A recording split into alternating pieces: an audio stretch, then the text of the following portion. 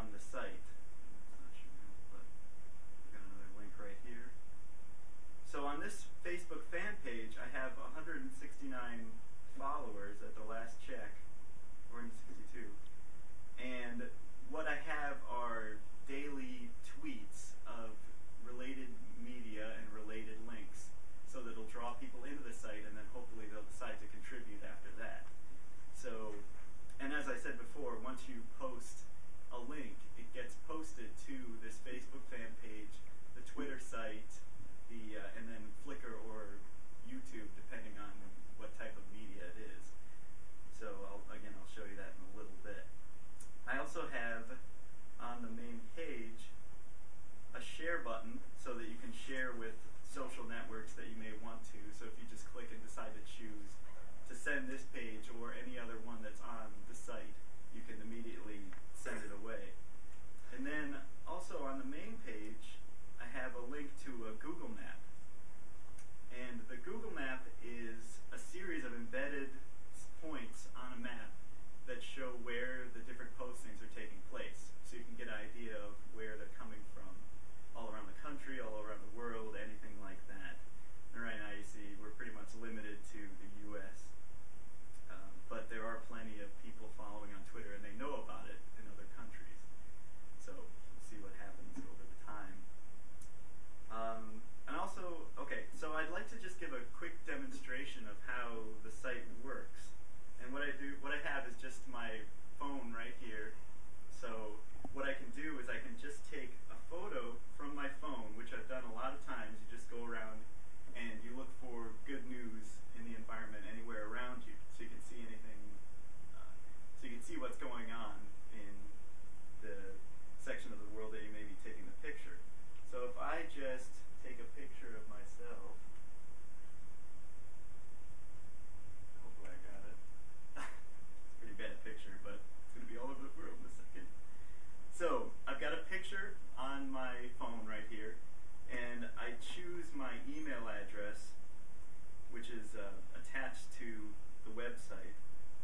And then I just change in the subject, and what I do is I put my name, and then I put down basically what the photo is. Now my photo has been posted to Twitter, and it's taken about 15 seconds, which is about 14 seconds too long being up on stage, but that's all right. So now the photo is posted on Twitter and the Flickr site. So if I go back to the Flickr site, it should be updating. There it is. So now it's posted to Flickr, Twitter, and after a little bit of time, it'll be posted to the live feed. Oh, there it is. Okay. So it's posted to the live feed as something that happened just a moment ago. And it'll also be posted to the Facebook fan page so that people on Facebook can experience what I've just seen. So literally, you could just go out on the street, take a picture of a recycle bin as something that you don't see in a particular area, and then post it to all these different social networks at once. So it's a chance for people who have never been able to impact their world on a daily basis to just post something immediately and then have hundreds of other people be inspired by what they see and interested in what they see. So, as I say, users who don't have access to cameras with internet capabilities, they could still contribute by emailing directly from the site.